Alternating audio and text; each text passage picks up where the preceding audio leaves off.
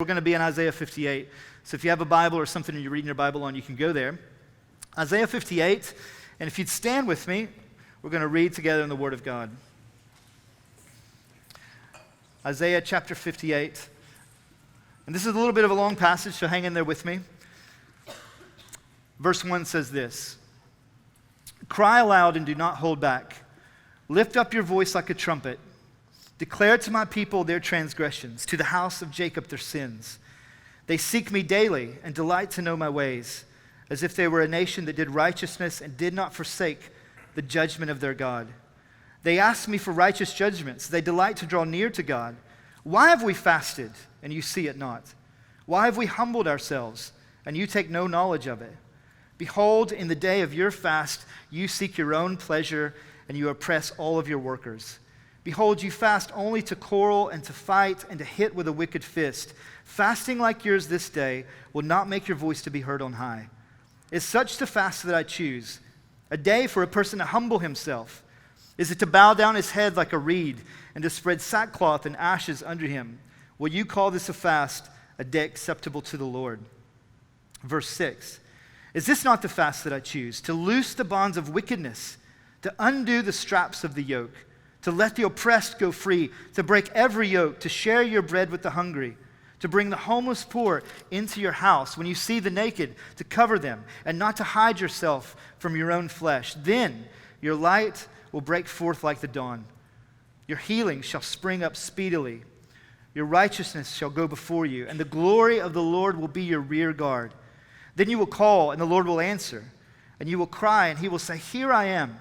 If you take away the yoke from your midst, the pointing of the finger, the speaking of wickedness, if you pour yourself out for the hungry and satisfy the desire of the afflicted, then shall your light rise in the darkness and your gloom be as the noonday, and the Lord will guide you continually and satisfy your desires in scorched places and make your bones strong.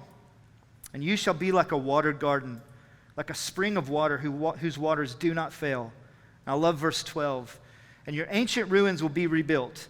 You shall raise up the foundations of many generations, and you will be called the repairer of the breach, the restorer of streets to dwell in." You may be seated. The word of the Lord from Isaiah 58. I love that last verse. In verse 12, it says, "You will be called restorers of streets to dwell in." I was in Beijing, China, many years ago. I say many years ago, probably about 15 years ago. I was leading a mission journey there. And a guy in our church had written these little encouragement notes for the whole team. It was a team of college students. And he had written one for every person to open up every morning, which is like almost 100 notes. The guy was like such an encourager. And I remember I was sitting in my hotel room, and we were overlooking the city of Beijing, which is, 20 million people. And it's just so busy and full of life and also full of brokenness. And he had written this verse in that note that he wrote me. And I opened it up, and it just said, "To be restorers of streets today." And as we went about that trip, I began to think about what we were doing in that mission as not just, hey, I'm here to share some kind of message with you, but my job is to be a restorer while I'm here. This is what Jesus did. He didn't separate out. He didn't blend in. He stepped in to restore. And then I began to think about, well, what about my home? What about where I live? Jesus has called me, he's called us, City Collective, to be restorers in this city. That we're living in the way, that we're being with Jesus and we're being shaped by Jesus. But to step into what Jesus has called us to do is to step into the lifestyle of somebody who sees our city and sees it as a place to be restored. To be restorers of streets. I want you to dream with me for just a second. What would it be like in Chattanooga if the church was not known necessarily for their worship gathering, how cool it was, how big it was, the programs the church had? But what if the church was known? What if City Collective, we were known for the fact that somebody would drive by and go, "I don't know anything about those people. I don't really know necessarily what happens in there, but I do know this, that they love this city, that they are restorers of these streets." So Isaiah 58 opens up with a warning, I would say. Now, let me just say to you, this is heavy.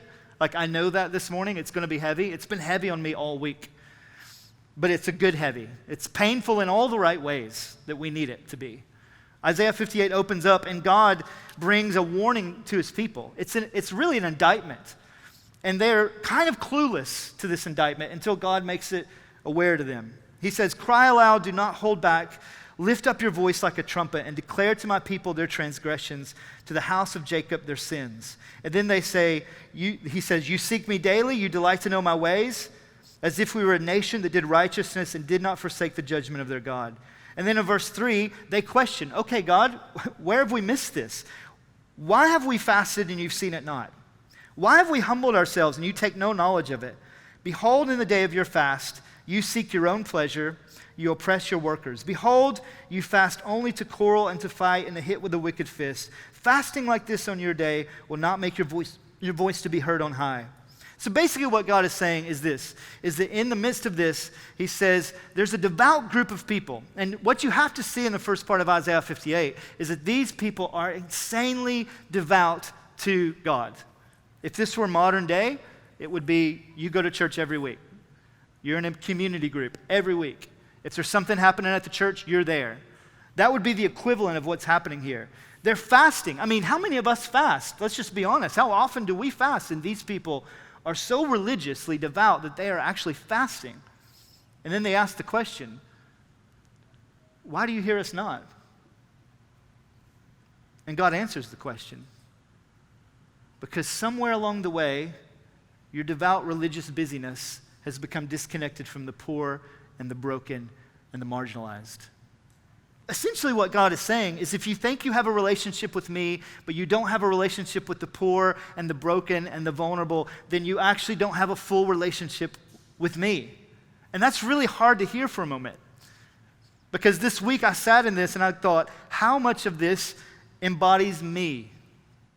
That I am busy doing things for God. I'm busy going to church. I'm busy doing these things. But do I have that kind of connection with the broken in my city?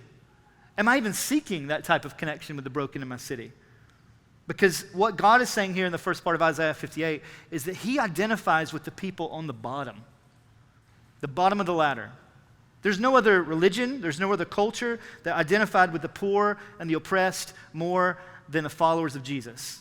I mean, Roman emperor once said, the historian Josephus, Jewish historian, quoted this basically, but the Roman emperor basically said, we've never seen a group of people who not only care for their own poor, but they care for the poor of their persecutors. That was Christians in Rome. They cared so much about the broken. But what people's idea in that day was that God looked upon the rich, that he looked upon the powerful, that he looked upon the wealthy. What's a good example of that? Well, there's a story in the Old Testament about a king named Naaman, and he was sick with leprosy. And Elisha, who was a prophet, and he was a very kind of unique guy. He wasn't very rich. He wasn't very wealthy.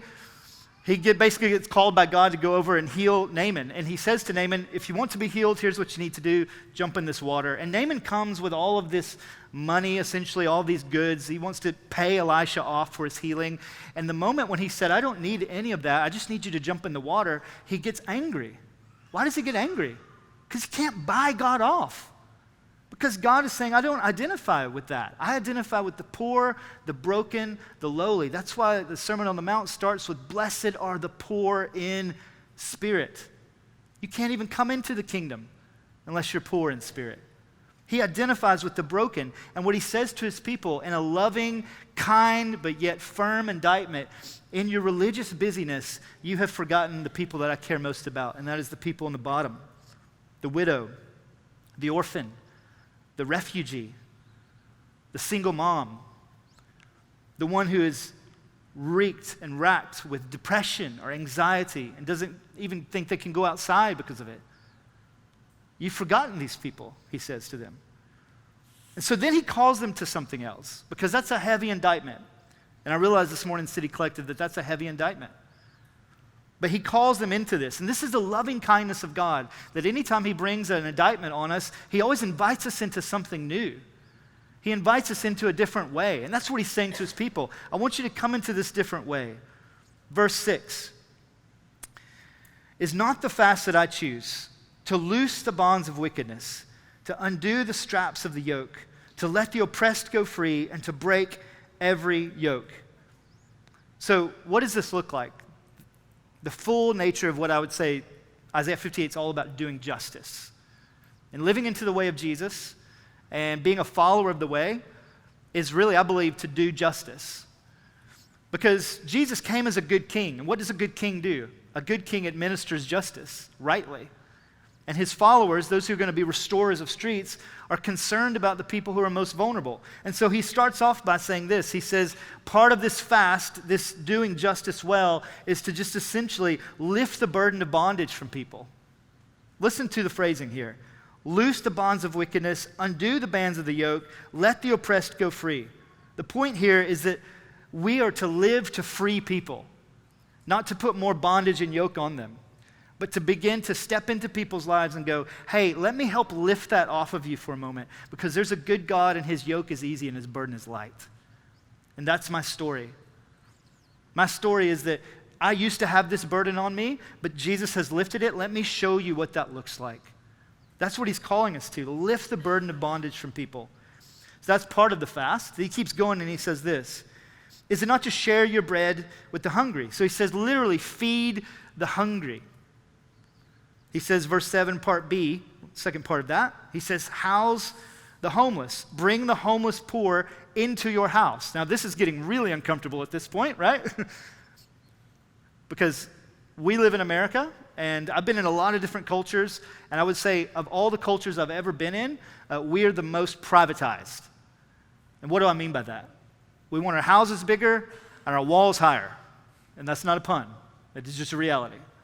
We want as much private lifestyle as we can. And so to invite somebody into my space and into my private kind of space is a really difficult thing. But what God is saying is, maybe that's what he's calling us to. Bring the homeless poor into your house. He says, verse 7 also, when you see the naked, to cover him. So these are essential kind of ingredients to life. Like I need food, I need shelter, I need clothing. But then he goes a little bit further, because some of us could think, I could think, well, I can check that off, right? I can just go down to the community kitchen once a month, and that makes me feel better about myself. But then he says to be sympathetic. Verse 7, not to hide yourself from your own flesh. Not to hide yourself from your own flesh. What does he mean? He says when you see someone who's broken in this way, who doesn't have food, who doesn't have adequate clothing or shelter, who's broken, don't hide yourself from your own flesh. What does he mean by that? Well, if you go back to the beginning, Genesis chapter 1, God creates. For 6 days he creates. And every single day he says, it is good. It is good, it is good, it is good, it is good. And on the final day of creation, what does he do? He makes the pinnacle of his creation. He makes you and he makes me. And the Bible says that the Trinity begins to have a conversation. In Genesis 1, chapter 28, he says, let us make man in our image. So in the image of God, he made them, male and female, he made them, which means this. All of us are made in the image of God. We're made imago Dei. We have value, we have dignity, we have worth. And you get a few chapters over later, and all of that begins to crumble and fall apart, right? Chapter 3, we have the fall. So the enemy comes in and he begins to tempt Adam and Eve. He begins to tempt humanity. And the temptation is essentially, instead of being obedient to God, you can actually be God. And they buy into that temptation, and in that moment, it begins to crack and it begins to break. And there's an unraveling of creation throughout the scriptures. You begin to see murder, you begin to see lying, you begin to see all of these things begin to enter into the picture.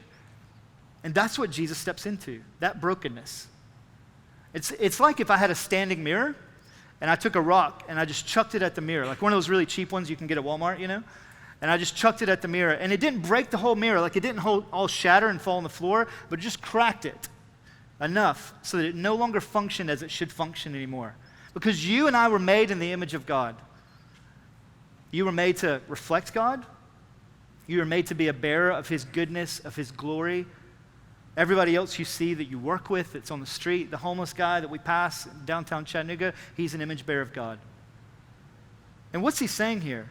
He's saying when you look at other people, don't look at them in a judgmental way. He's saying do not hide yourself from your own flesh. You have equal brokenness with people that you are looking at every single day. Don't hide yourself from your own flesh. Be sympathetic. Hebrews 13:3 says, remember the prisoners as though in prison with them, and those who are ill-treated, since you yourselves are also in this body. Be sympathetic. But then he also says, put contempt for other people away. Verse 9, remove the pointing of the finger. Literally, in the original language, this would be remove the sending of the finger. Quit having contempt for people. Quit speaking wickedness, he says. But then the last part is huge, and I think this is the part that lands on me the most. There's feeding the hungry, there's housing the homeless, there's clothing the naked, being sympathetic to people, putting away contempt for other people that aren't like us. But look at verse 10. If you pour yourself out for the hungry, and then it says, satisfy the desires of the afflicted. Satisfy the desires of the afflicted. What does that mean? The afflicted here is not just somebody who doesn't have food, and it isn't just somebody who doesn't have clothing, and it isn't just somebody who doesn't have shelter, because we could read this passage and quickly go, oh, this is social justice. I can check that box somewhere if I do a project once a month with my community group, but that's not what Jesus is inviting us into. It's not just the material. He doesn't end there, because he knows that the brokenness problem in our society, that crack of the mirror, so to speak, isn't just material, it's also spiritual. So literally, it says here in verse 10, if you pour yourself out for the hungry and you satisfy the desires of the afflicted. In the original language there, it's basically someone who is soul afflicted. And the only thing I can think about in our culture today would be somebody who's struggling with great sin, somebody who's really depressed, and that's not a sin. That's just the reality of our days. I've struggled with depression myself. Somebody who is anxious to the point that they can't function. Somebody who's just really broken. And maybe like this describes us this morning. Maybe this describes you. Just this sense of brokenness, soul affliction. This morning I got up and I texted a guy. His name is Jason Epps. And I've known Jason since college. He was a roommate of mine at Lee University many, many years ago. And when I was going through a really hard time in my life, and I'd essentially kind of walked away from God, Jason didn't give up on me. He called me, he texted me, and I texted him this morning, and I just said, hey, I want you to know that for the first time in a long time, I'm going to be preaching at a church. And I just want to say thank you. Because when I was afflicted in my soul, he didn't step away from that like a lot of people did. He stepped into it. And that's what Jesus is calling us to be restorers. It is so easy to push away from people who are struggling, to push away from the soul afflicted. But what does Jesus do? The incarnation is the exact picture of this. He steps into the mess. He steps into the brokenness. And he says, would you give yourself for the afflicted? This is not money, because you might be thinking, I don't have a lot of money, I'm a college student. This is not a big house. You might be thinking, I live in an apartment. I don't even have a room for somebody to come and dwell in. He says, give of yourself. Give of your emotional energy so that somebody can lean on that when they're soul afflicted. That's what he's inviting us into, to be restorers of streets. Now, there's some counterintuitive kind of outcomes from this. Because essentially what he's saying is treat people with equal treatment, speak up for those who can't speak for themselves, and practice radical hospitality. Hospitality to the point that it may not even be able to be reciprocated to you, but that is okay, because that's what grace looks like. So what does the counterintuitive effects look like? Verse 8. And this is so counterintuitive to kind of our American mindset. Because in our Americanized mindset, even though we may not verbalize it this way, the thought is if I give here, then I'm going to lose here, right? But in the economy of God, this is kind of what happens. He says, when you do this, your light will break forth like the dawn, and your healing shall spring up speedily. Your righteousness will go before you, and the glory of the Lord will be your rear guard. So in battle, in those days, the rear guard was like the weakest position, right? And what he's saying is essentially, as you go throughout life and you're going into battle, your rear guard was typically, in those days, the weakest spot, but the glory of the Lord will be your rear guard. He will be all around you as you walk throughout your days. There's going to be this unique sense of God's presence as you pour yourself out for people who are broken and vulnerable. But then it keeps going. He says, you shall call, and the Lord will answer. You shall cry, and he will say, here I am. This real sense of like communion with God. There's something that happens here, and it doesn't totally make sense to me. But when we pour ourselves out for the broken and the afflicted, we give ourselves to this mission of restoration. Jesus says, you will have this great communion with God.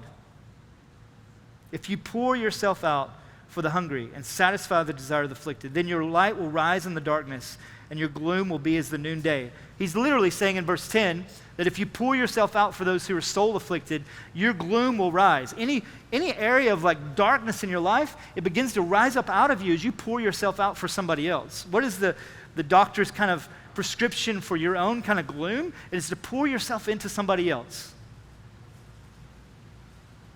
And then he says, he will satisfy your desire in scorched places. He will make your bones strong. You will be like a watered garden whose waters do not fail. This is counterintuitive, right? Because if I'm going to pour myself out, my money, my time, my resources, to be a restorer of streets, to follow Jesus into the broken mess of our city, then what I intuitively think is either A, I can't do it because I don't have the resources and I don't have the time. I mean, I'm busy. Or B, that if I do it, then I'm going to lose something on this end. And what God is saying in Isaiah 58 to his people, to us, City Collective, is that if we pour ourselves out for the broken and the hungry and the soul afflicted, then what we get in response to that is we actually get stronger. Because it makes sense, right? It makes sense that we would get weaker because we're giving ourselves away. But he says, you'll actually get stronger. City Collective, you will be like a watered garden whose waters do not fail. And that people can come to that garden and drink from it. But we're giving ourselves away. I don't even know how we're doing this, right? We're just giving ourselves away, and God just continually is feeding us and making us stronger. Why? Because that is his heartbeat. His heartbeat is to restore. His heartbeat is the broken. His heartbeat is the vulnerable, the orphan, the widow. And then he says, and you will be called restorers of streets to dwell in. I began to think about this for Chattanooga, because this sounds like a really big idea, right? And you might be thinking, like, this is a little bit overwhelming. But the reality is how do we bring this home to our city? So there was an article written, I think it was in Times Free Press a few years ago, and it talks about Chattanooga being a city divided. I just want to read to you one piece of this. It says, it might come as a surprise to some that there are two Chattanoogas, a city of opportunity for some, and a city where the gravity of poverty gains a stronger grip. We are the city of the new Gilded Age.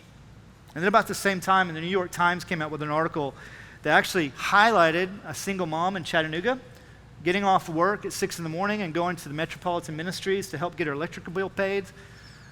And it goes on to tell her story, but the point that it makes is basically this, is that Chattanooga has a 27%, and I think that's actually changed to 32.5% is what I saw, poverty rate, and 42% of our children in the city are poor. That's double the country statistic. So we are double in poverty rate in our city than most cities in the country. Now, I grew up in Chattanooga. So I have lived here. I moved away for like 20 years. I came back. I went all over America, went overseas, came back. And I've seen the change that's happened here, and it's amazing. Like, there's some amazing stuff that's happening in our city. And I love to partake in that and consume that. Like, I love to eat at the restaurants. I love the cafes. I love all the music stuff that's happening. I mean, we have a great city. It's actually a city that we can kind of be proud of, right? Somebody wrote that we were going to be the new Austin, Texas. I don't know if we'll be the new Austin, Texas, but we're getting close. But at the same time, there's a different reality for people.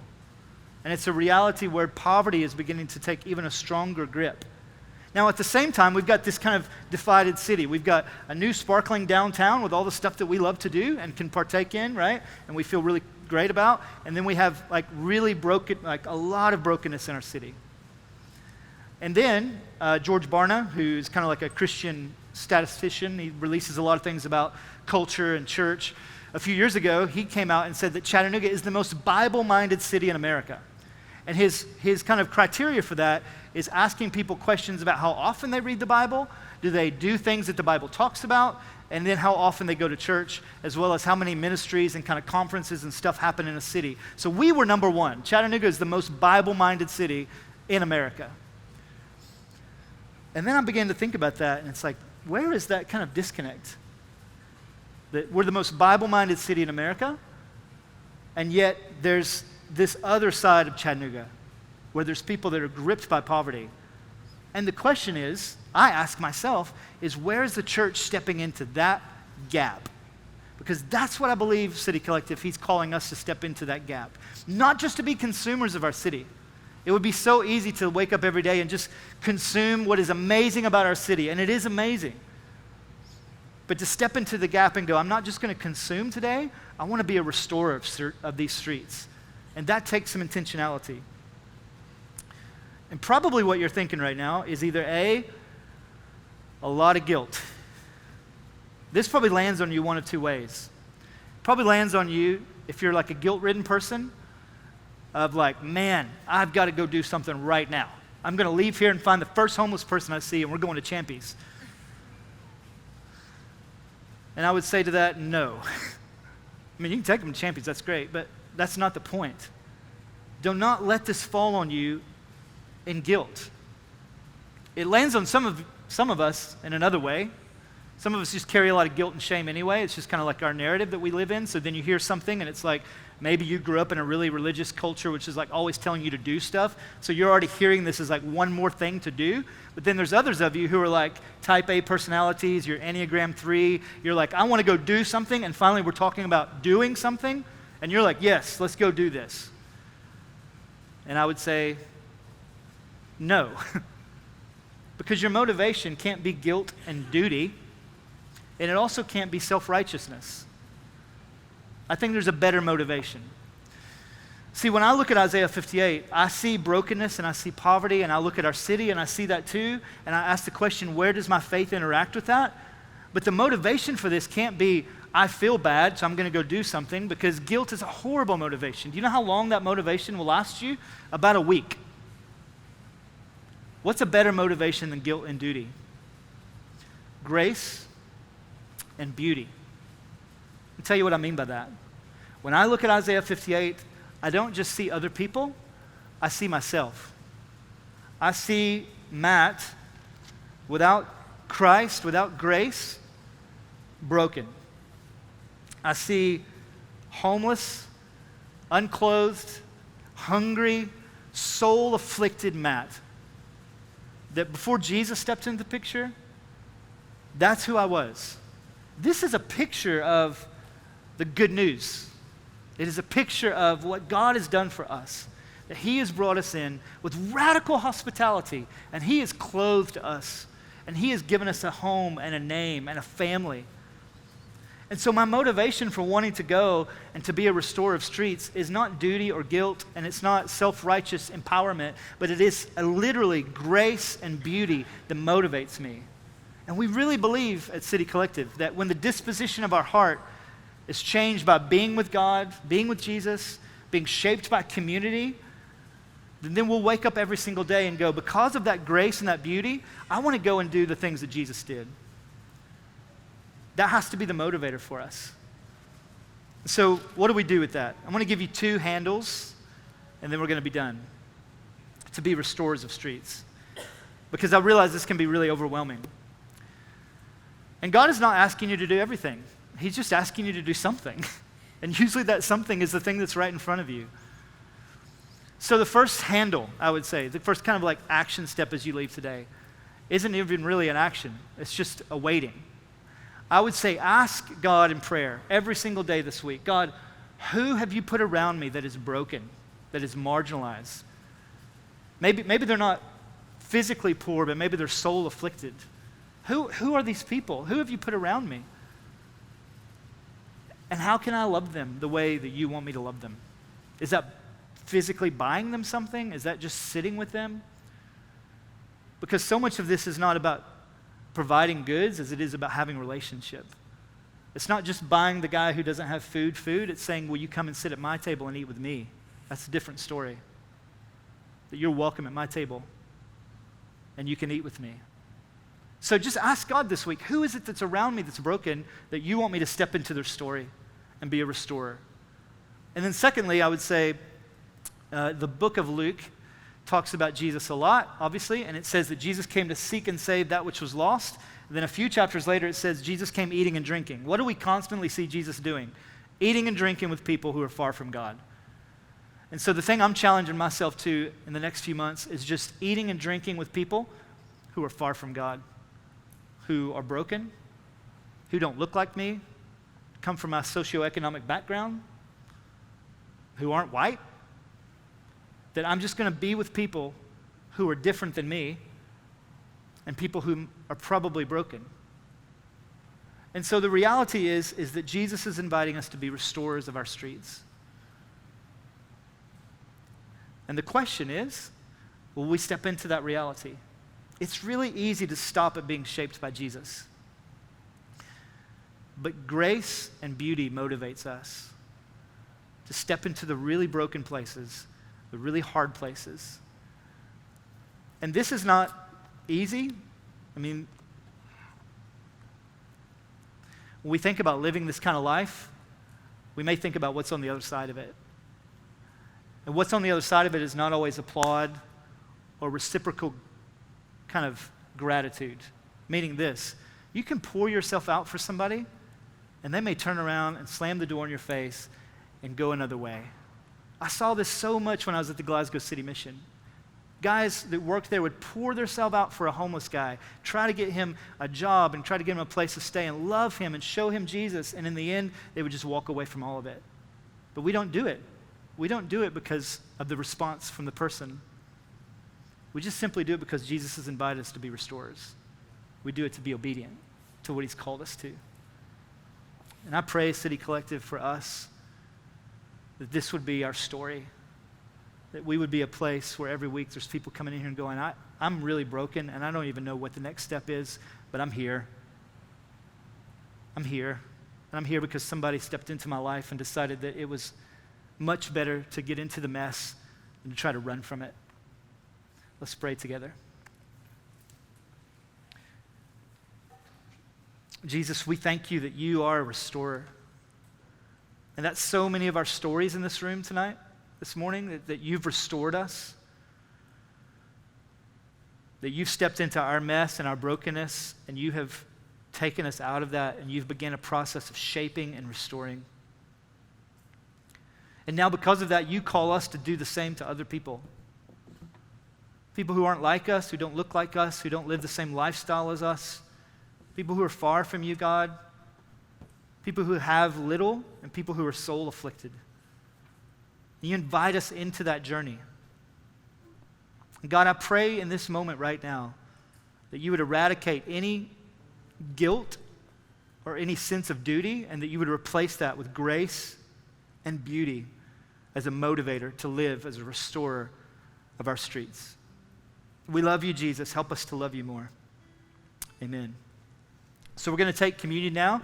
And this is just kind of a practice of our church that we gather together every week and we hear the word, and then we respond by communion. The broken body of Jesus, the bread, the spilled blood of Jesus, the juice. And I would just encourage you as you sit around the table maybe, or you sit with just friends in your chair, to begin to pray that prayer as you take communion. God, who is it you're sending me to? Who in this city, who in my world are you sending me to as I walk out of this place today? So I'm going to invite you to go ahead and you can take communion to be on the tables here or at the bar in the back. And you guys can go.